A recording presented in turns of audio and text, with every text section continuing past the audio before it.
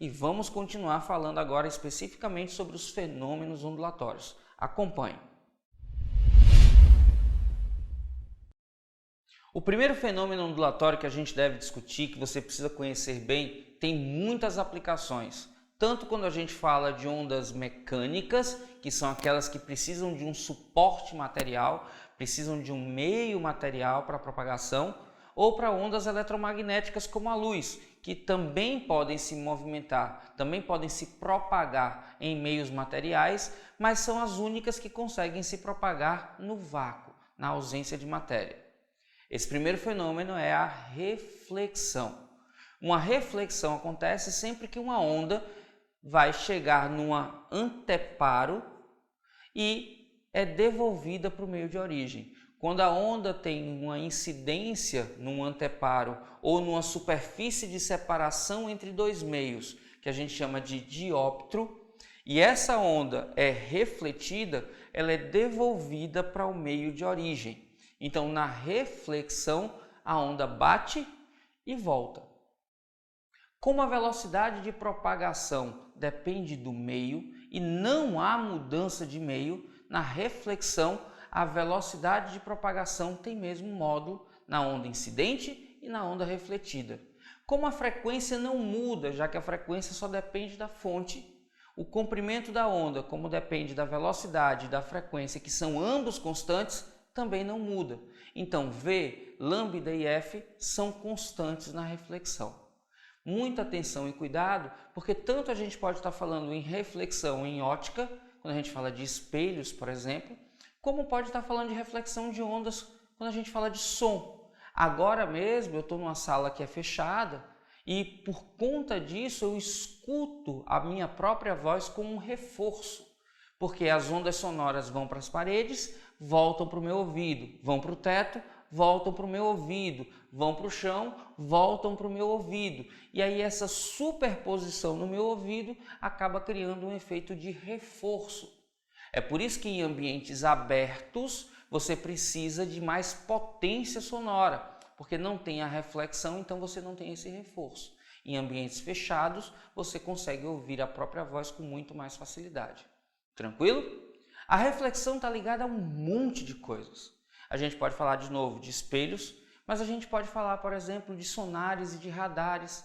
A gente pode falar de alguns exames como ecocardiograma. A gente pode falar do funcionamento do sonar num morcego ou num golfinho. A gente tem um monte de aplicações que eu vou detalhar melhor na mãozinha que segue. Acompanha para você dar uma olhada. Bom, antes de falarmos propriamente da reflexão, a gente precisa reforçar que a equação fundamental da ondulatória relaciona a velocidade de propagação da onda, o comprimento de onda desta onda, que é a menor distância entre dois pontos que estão em fase, e a frequência. Importante que essa velocidade no Sistema Internacional é dada em metros por segundo e a frequência é dada em hertz. Lembrando que frequência é o inverso do período, então hertz é o inverso do segundo.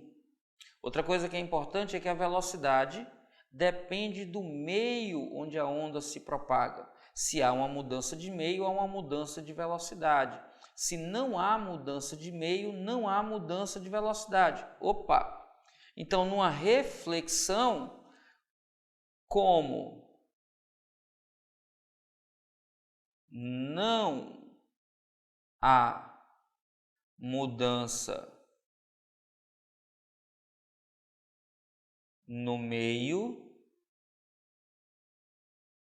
não muda a velocidade. Anote isso aí para você lembrar. Como não há mudança no meio, a onda bate e volta. Aqui a fonte produz um som, chega no anteparo e volta, ou a fonte produz um raio luminoso, bate no anteparo e volta, ou tem uma produção de uma onda qualquer que chega no obstáculo e volta. Como não muda o meio, vai e volta no mesmo meio, a velocidade de propagação continua a mesma. A frequência, por sua vez, depende da fonte. Depois que a onda é produzida na fonte, nada mais muda a frequência desta onda.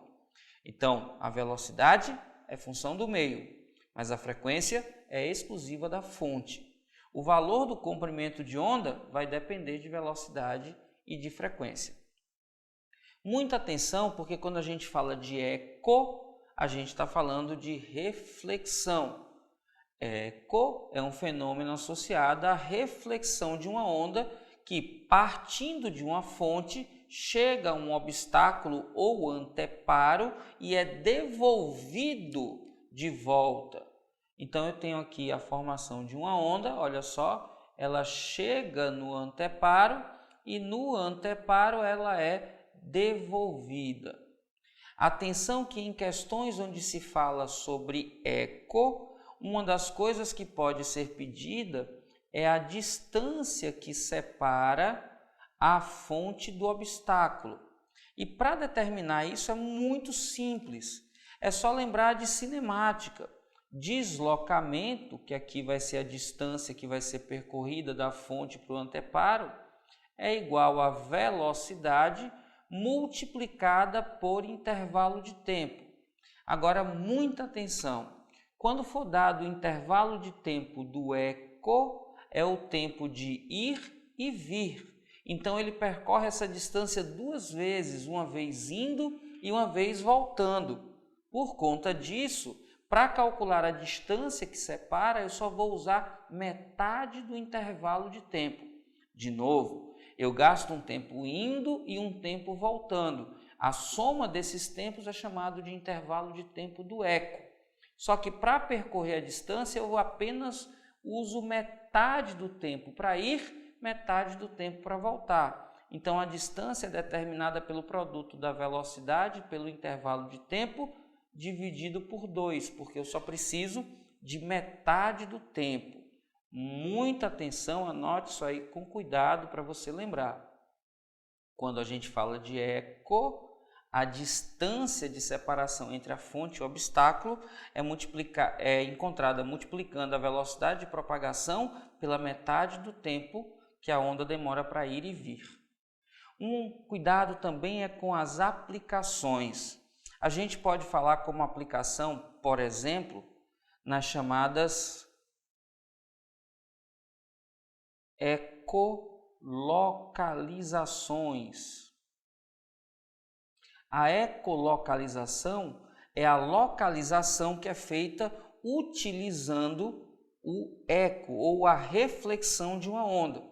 Por exemplo, quando você usa um sonar, você está usando ecolocalização. Você emite uma onda mecânica que vai até um objeto ou obstáculo e volta. E você pode determinar a distância para localizar usando essa expressão. Quando você usa um radar, a mesma coisa. Você tem uma fonte que emite uma onda eletromagnética que se propaga até um objeto e volta, e você pode determinar qual é a distância. Então, muita atenção. A ecolocalização, quando feita por sonar, usa ondas mecânicas. Quando feitas por radar, usa ondas eletromagnéticas. Atenção e cuidado com isso. Sonar, por exemplo, é utilizado por morcegos e golfinhos para fazer ecolocalização. Quando a gente fala de ecografia, a gente está falando grafos, desenho. Ecografia é desenho usando reflexão. Isso a gente usa muito em exames médicos. Quando você fala, por exemplo, de uma ultrassonografia, ultrassons fazendo grafos, desenhos, figuras. Você consegue ver o interior do corpo humano, os espaços vazios no corpo humano, contornar obstáculos dentro do corpo utilizando ondas de ultrassom. Lembrando que toda vez que falar de som, sonar, sonos, ultrassom, a gente está falando de onda mecânica. Um outro exame, tá quase que não sai, fera. Um outro exame usando ecografia é, por exemplo, quando você faz o exame das cavidades do coração, que aí você tem o ecocardiograma. Então, vou colocar aqui só para a gente lembrar. a ultrassonografia e aqui embaixo no cantinho o ecocardiograma, que às vezes pode ter a dopplerfluxometria, mas aí já é uma outra história mais para o final dessa aula. Lembra, como na reflexão não há mudança de meio, não há mudança de velocidade, porque a velocidade de propagação depende do meio, enquanto a frequência só depende da fonte. Se há eco, é porque há reflexão, a onda vai e volta, então percorre a distância 2 vezes. Por isso, para ser calculada, basta multiplicar a velocidade de propagação por metade do tempo do eco. E uma aplicação direta do eco, que no caso é uma aplicação de reflexão, é a ecolocalização, que pode usar ondas mecânicas no sonar, por exemplo, ou ondas eletromagnéticas no radar, por exemplo. Uma outra aplicação, que é o desenho usando reflexão ou ecografia, é muito utilizada em exames de imagem, como a ultrassonografia e o ecocardiograma. Viu só como é tranquilo? Como você já sabe, aqui embaixo tem exemplos para você acompanhar o que a gente acabou de dizer. Se você preferir continuar, a gente vai falar de mais alguns fenômenos depois da transição.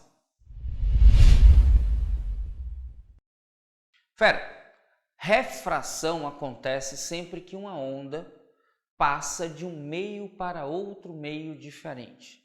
Então eu tenho aqui uma superfície de separação, existe um meio 1 e um meio 2. Essa superfície de separação é chamada de dióptro, pode ser plano ou pode ser esférico.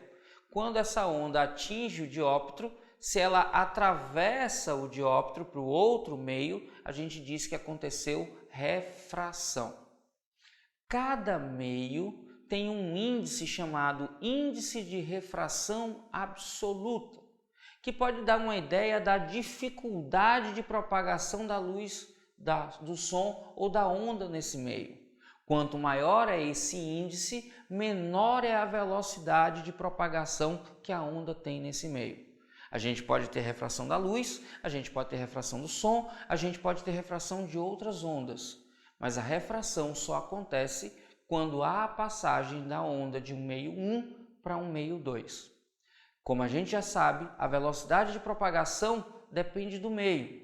E essa velocidade de propagação, a gente pode, por exemplo, quando a gente fala de índice de refração absoluto, fazer uma comparação de velocidades. Quando a gente fala da luz em particular, o índice de refração é calculado de forma muito simples. A gente compara a velocidade da luz no vácuo com a velocidade da luz no meio. De novo, o índice de refração é a razão entre a velocidade da luz no vácuo e a velocidade da luz no meio. Tirando no próprio vácuo e por aproximação no ar, a velocidade da luz em qualquer meio é sempre menor que a velocidade de propagação da luz no vácuo. É por isso que, tirando o ar e tirando o vácuo, qualquer que seja o meio, o índice de refração para a luz é sempre maior do que 1. E aí, quando a gente fala de passar do vácuo para qualquer outro meio que não seja o ar, há sempre uma diminuição na velocidade de propagação. Ao contrário disso, se eu estiver passando de qualquer outro meio para o vácuo, eu vou ter um aumento na velocidade de propagação da luz, da velocidade de propagação da luz. E aí, atenção e cuidado. Além da mudança na velocidade, pode acontecer também um desvio da trajetória. E existe uma regra que a gente chama de Lei de Snell-Descartes, que fala sobre esse desvio, que eu vou trabalhar um pouquinho melhor aí com a mãozinha que você acompanha agora. Olha aí, fera, muita informação, bora entender o que está aqui, mas se você quiser dar um print nisso aqui, você já tem um monte de informações para anotar aí no seu material. Primeira coisa, quando a gente fala de refringência, a gente está falando de índice de refração absoluto de um meio, a gente está falando de um índice que indica a dificuldade de propagação da onda nesse meio.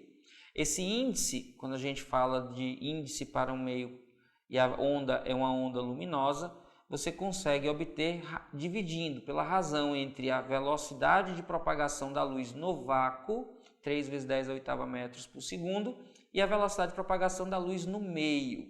Muito importante. Como a velocidade no meio é sempre menor ou, no máximo, é igual a c, V só é igual a c no vácuo e aproximadamente igual no ar, como V é sempre menor ou igual a c, obrigatoriamente o índice de refração absoluto do meio é maior ou igual a 1. Então, muito cuidado. Quando a gente fala da refringência do meio, o índice absoluto do meio é sempre maior ou igual a 1. Quando eu tenho a passagem de um raio de luz de um meio para o outro, de um meio 1 para um meio 2, atravessa uma superfície de separação chamada dióptro. Quando o raio chega no dióptro, passando uma normal, que é uma linha perpendicular à superfície de separação, entre o raio incidente e a normal forma-se um ângulo que a gente chama de ângulo de incidência I. E aí, atenção, quando o índice é maior, quanto maior é o índice, menor é a velocidade de propagação da luz no meio e menor é o seno do ângulo formado. Ou seja, quanto maior é o índice, mais próximo fica o raio refratado da normal.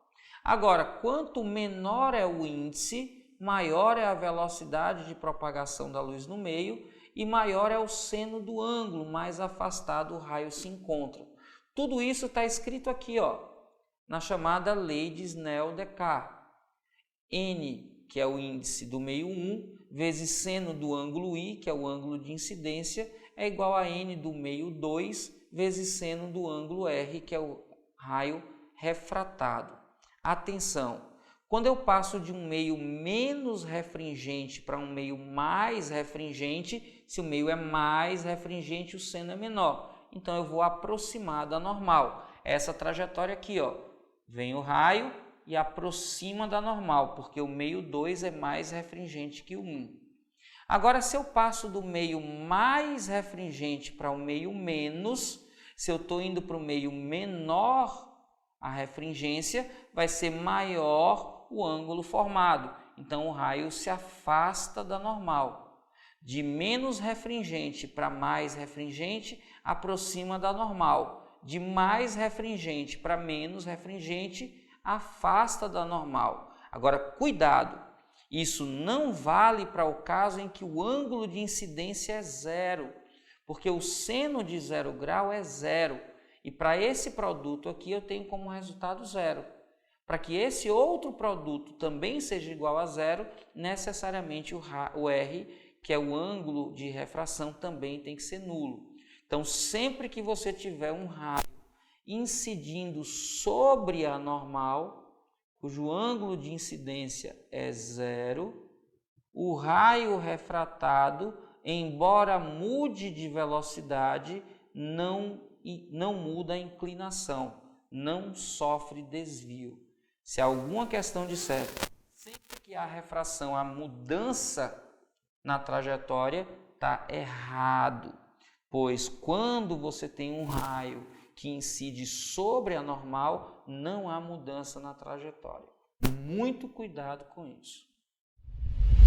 Viu como é muito simples, fera? Agora, se você quiser, aqui embaixo tem exemplos sobre isso. Ou então, continua assistindo a aula e no final dá uma olhada em todos os exemplos.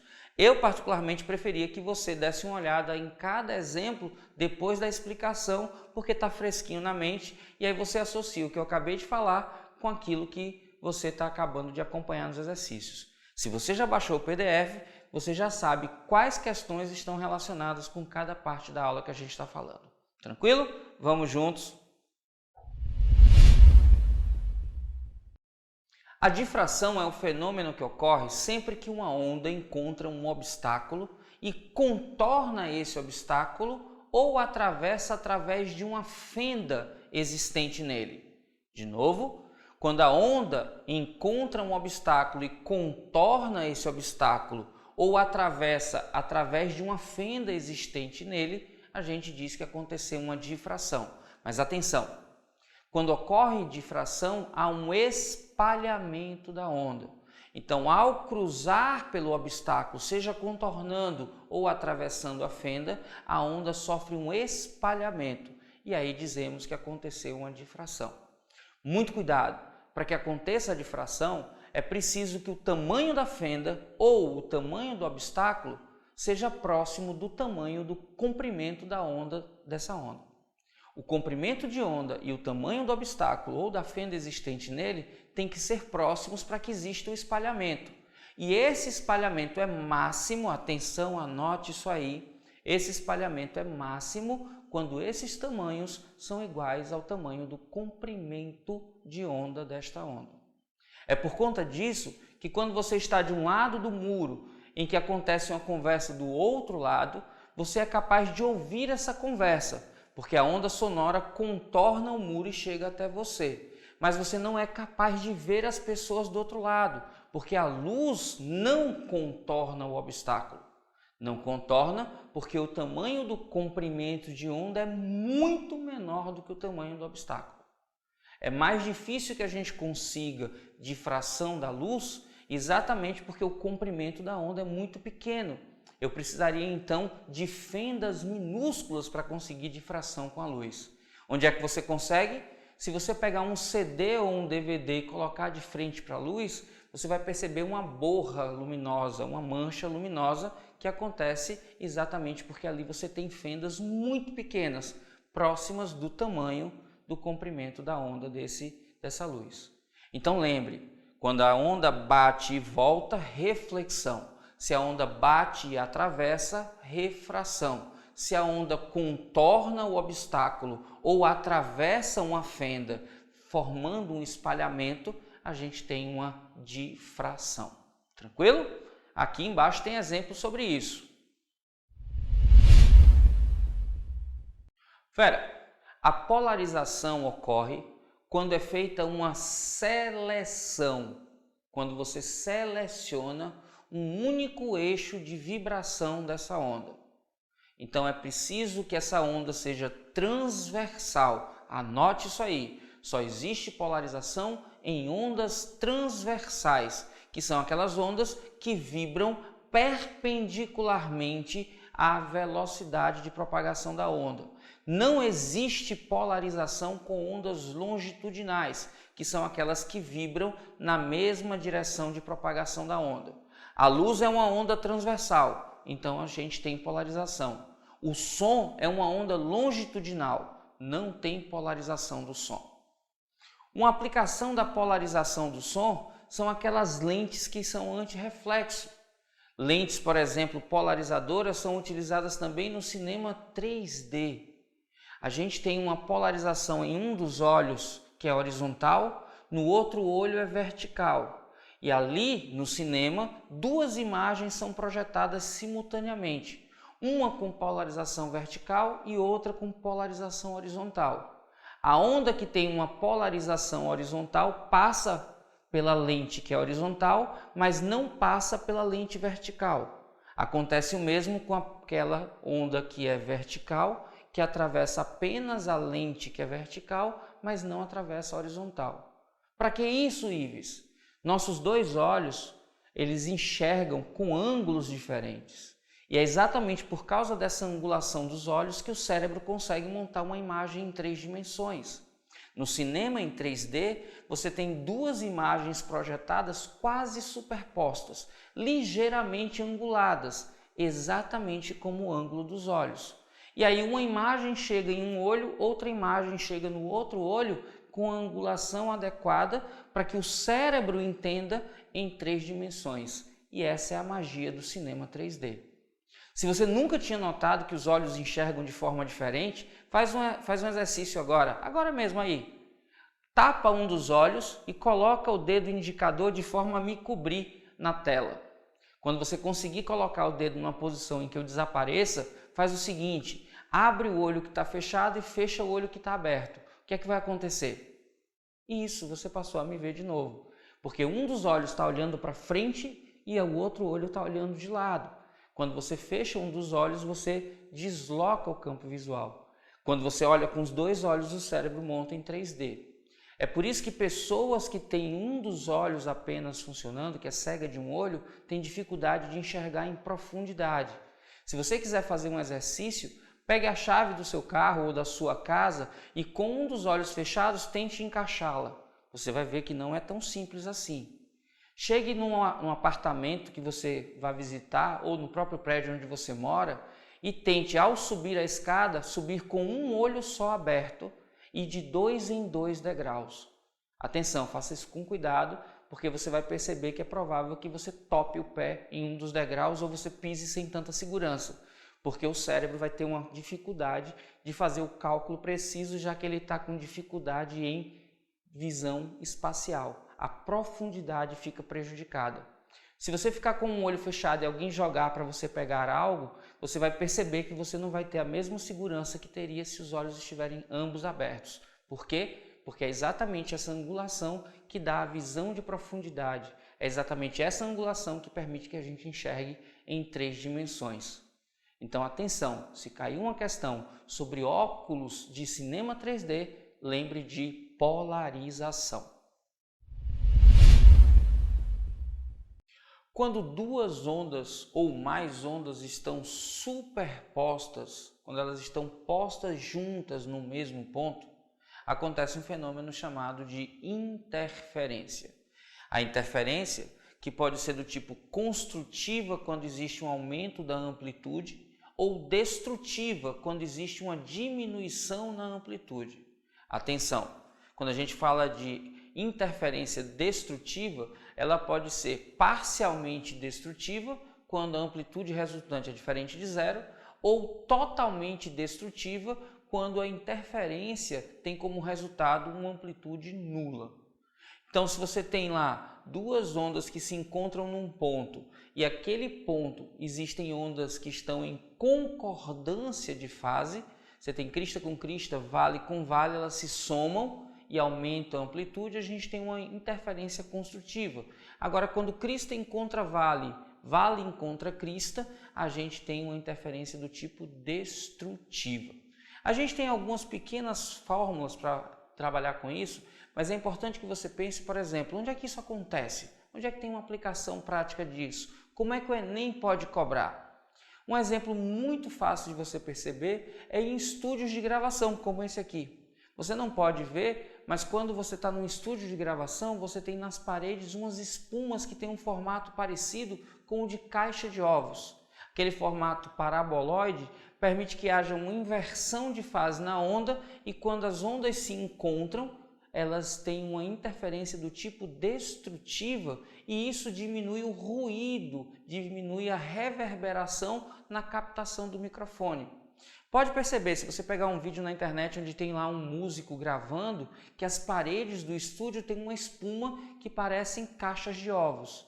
Esse formato é exatamente para possibilitar uma inversão de fase na onda e o encontro da onda refletida com a incidente produzir uma interferência do tipo destrutiva e diminuir o efeito de reverberação e de ruído dentro do estúdio. A gente precisa fazer umas continhas para calcular quando a interferência é construtiva ou destrutiva e aí eu vou convidar você a acompanhar na mãozinha. Olha só, fera. Imagine que você tem 2 fontes, uma fonte 1 e uma fonte 2. E essas fontes estão emitindo ondas e eu vou, em particular, pegar uma das representações que sai de F1 e chega em P, que é esse ponto aqui. Imagina que eu pego a representação que sai aqui de F2 e passa em P. Perceba que em P há uma superposição, as 2 ondas estão no mesmo ponto. Quando isso acontece, há uma interferência entre essas ondas, que pode ser do tipo construtiva ou destrutiva.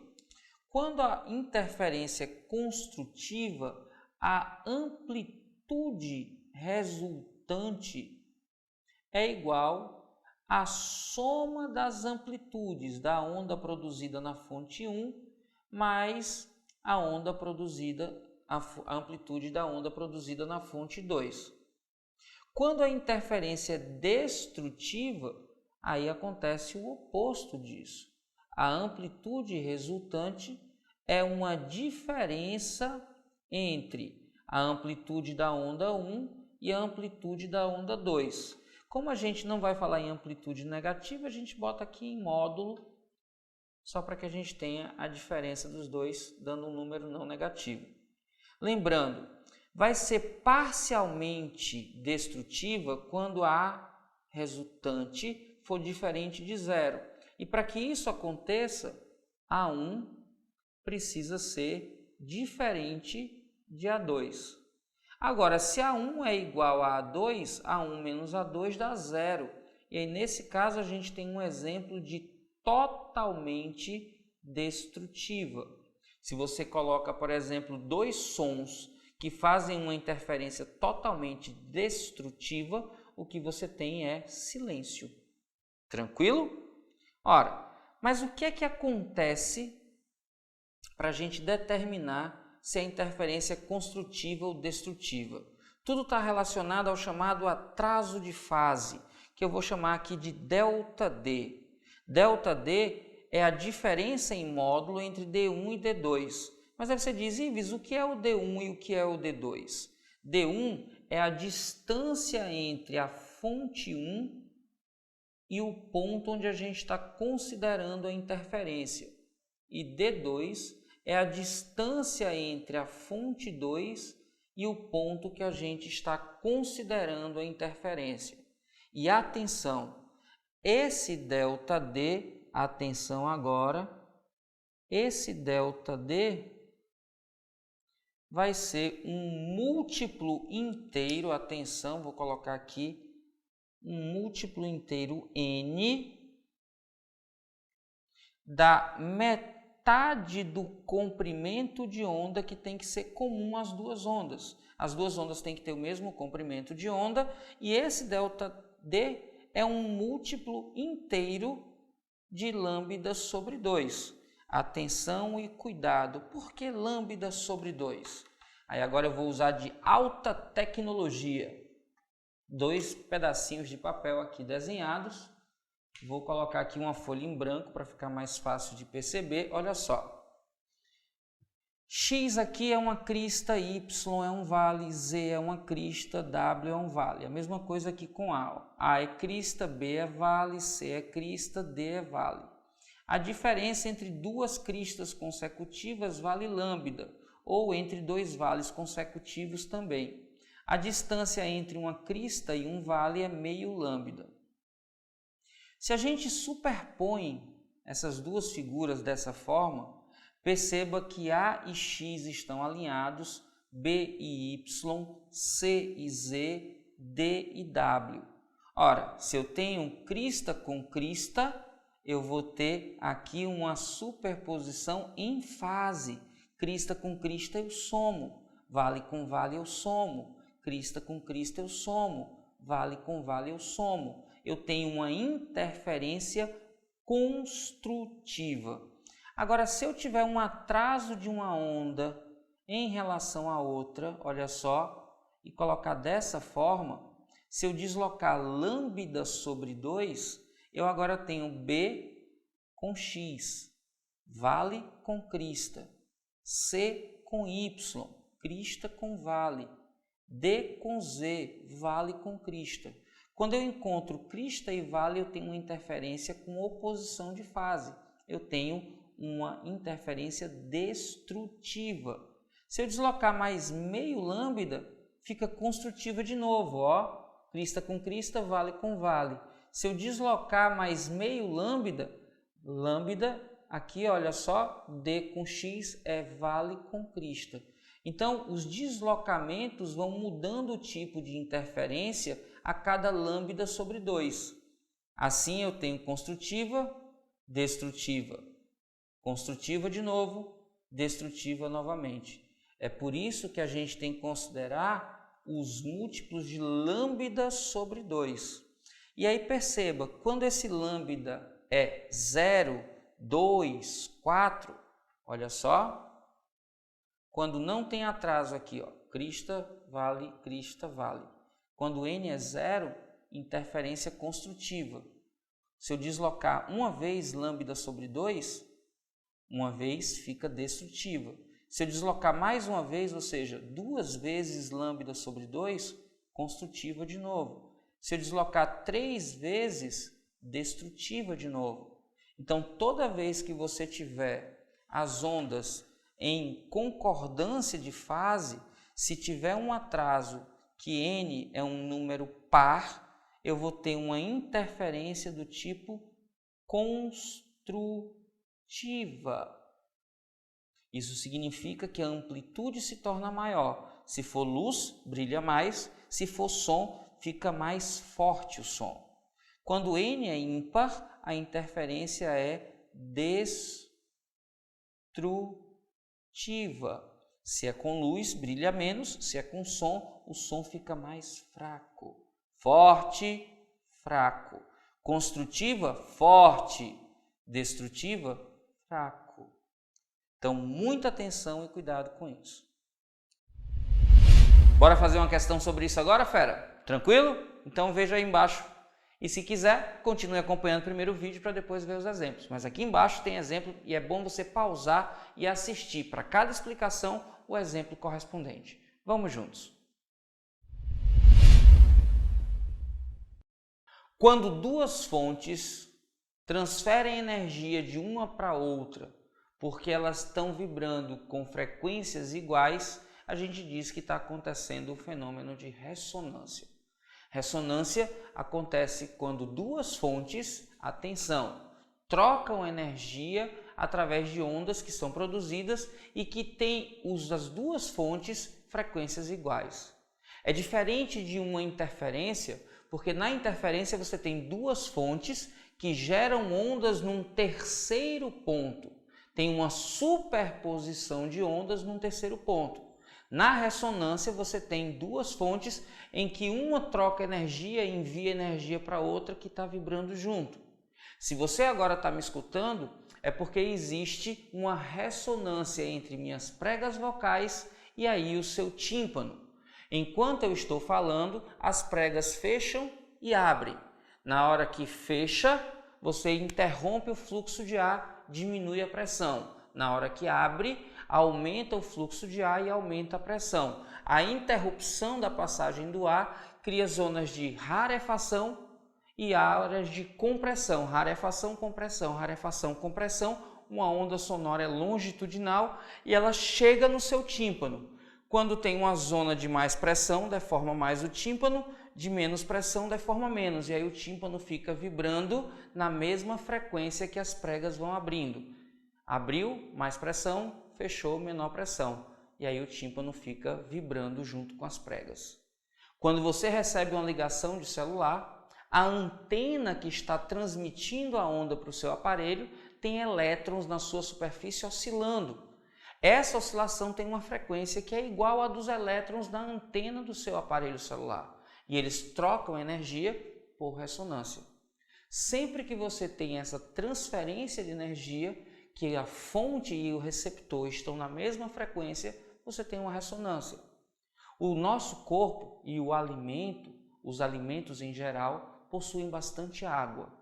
Num forno de micro-ondas é produzida uma onda cuja frequência é similar à frequência de vibração das moléculas de água. Quando essa onda passa pelo alimento, vibra essas moléculas e aumenta a amplitude de oscilação, já que doou energia para o alimento. Quando isso acontece, o alimento aumentando a vibração, aumenta a energia cinética, e a energia cinética da soma de todas as moléculas vibrando está relacionada com a energia térmica. E é por isso que você consegue aquecer um alimento usando um micro-ondas. Atenção, é a água do alimento que aquece. Então, quando você coloca algo dentro do micro-ondas, é a água do alimento que aquece. Muito cuidado, eu já vi na internet gente falando que quando coloca algo no micro-ondas, a coisa se aquece de dentro para fora. Balela, tá errado. Aquece todo o corpo e é primeiro de fora para dentro, porque a região externa também tem água. E onde tem água, que há a onda atravessando com frequência de ressonância, há a transferência de energia.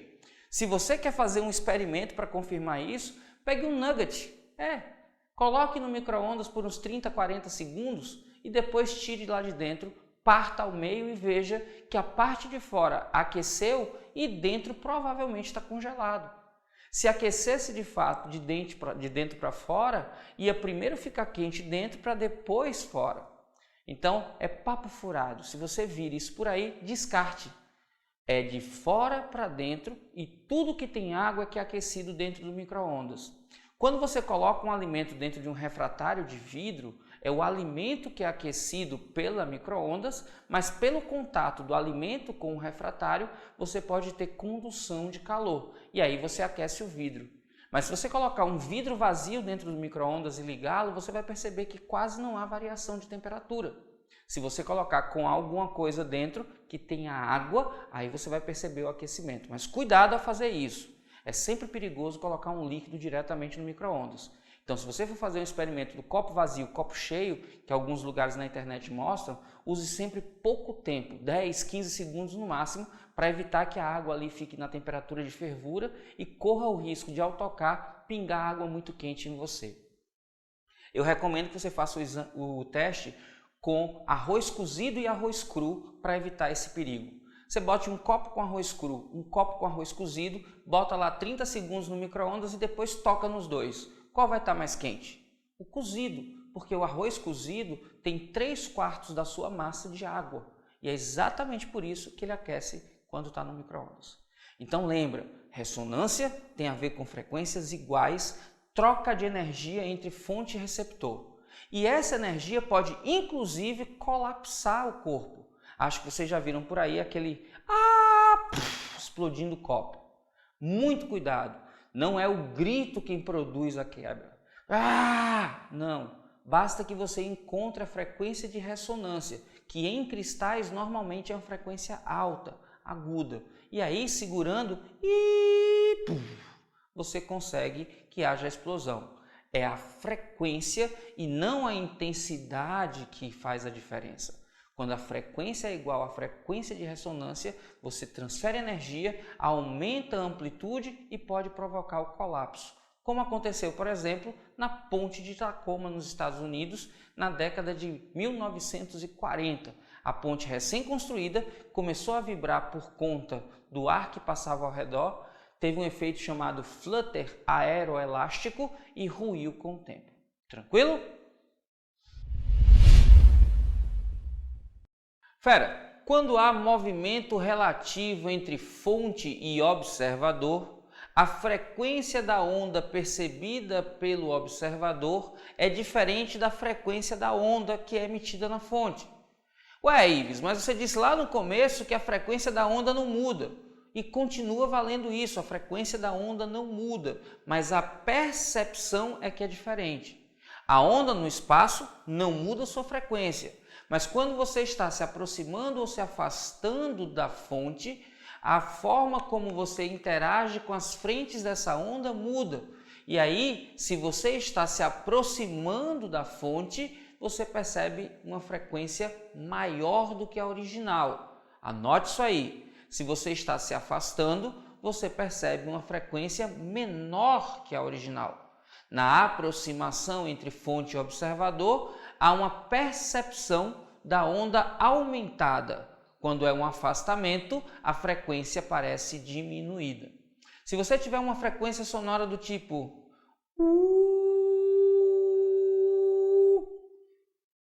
ao se aproximar, você vai perceber alguma coisa do tipo se estiver se afastando, você vai perceber alguma coisa tipo Percebeu? Lembrou de alguma coisa? Lá vem uma ambulância se aproximando de você. Passou por você? Se você gosta de assistir, por exemplo, corrida de Fórmula 1, já deve ter percebido que o ronco do motor muda quando muda o movimento relativo em relação à câmera. Quando você tem uma aproximação do carro, você percebe uma frequência cada vez mais aguda. E na hora que muda o carro se afastar, dá até a impressão que houve uma troca de marcha. Lá vem.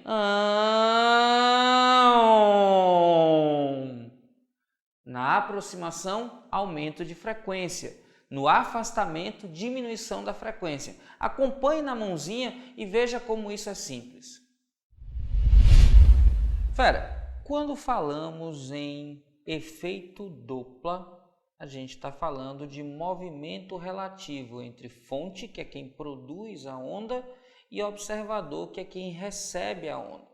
O observador pode estar recebendo uma onda sonora ou uma onda luminosa, mas ele é chamado de observador nas duas situações. A gente vai ter uma expressão que mostra quanto é a frequência percebida pelo observador, que aqui a gente chama de frequência D, frequência Doppler. E a gente tem a frequência original, que é a frequência da fonte. A frequência percebida depende do movimento relativo entre observador e fonte. E a gente precisa lembrar sempre que a orientação para o jogo de sinais, isso é muito importante. A orientação é sempre do observador para a fonte. Então, se existe uma aproximação, a fonte está produzindo aqui, olha só. Se a fonte estiver se aproximando, olha aqui a velocidade da fonte. Quando a velocidade é de aproximação, veja que a velocidade da fonte está contrária à orientação. Se está contrária à orientação, aqui o sinal é de menos. Quando está a favor, o sinal é positivo. Então, quando existe uma aproximação, a velocidade da fonte vai ser negativa. Aqui nessa expressão vai aparecer o sinalzinho de menos. Já se é o observador que está indo de encontro à fonte, se eu tenho a velocidade do observador apontada para a fonte, veja que a velocidade do observador está orientada de acordo com a orientação da trajetória. Então, essa velocidade vai ser positiva. Aqui nessa expressão, a velocidade do observador vai aparecer positiva.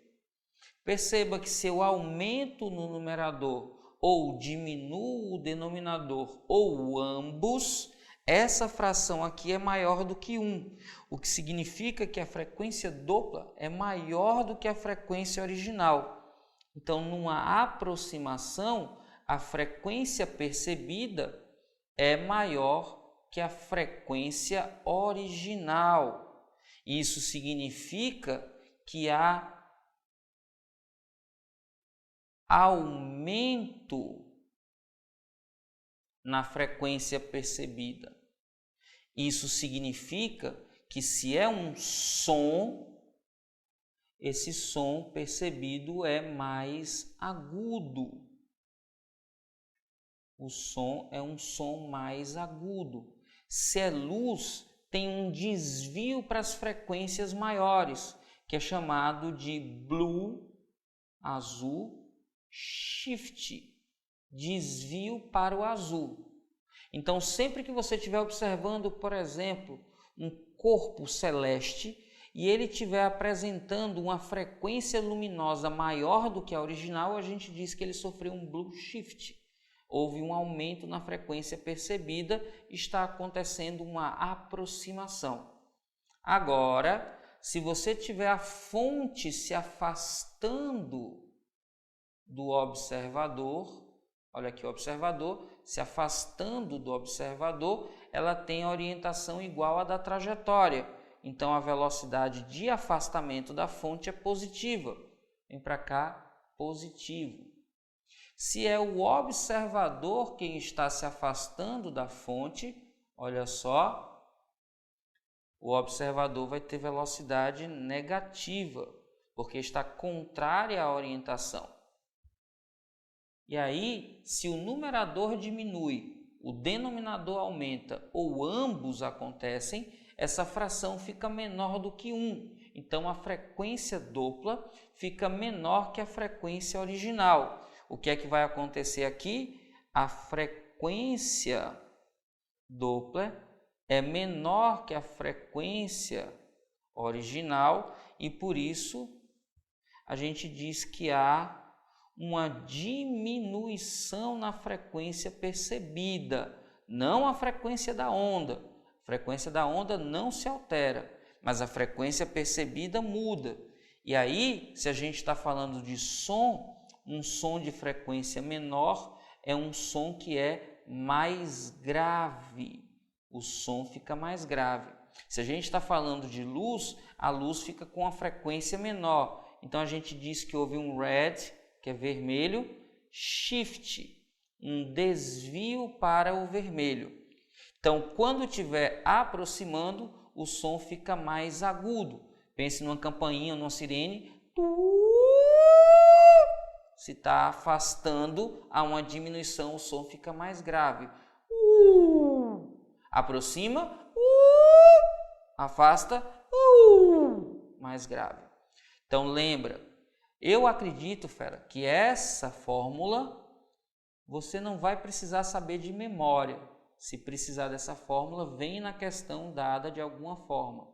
Mas você precisa entender que se houver aproximação, você vai ter um aumento na frequência percebida.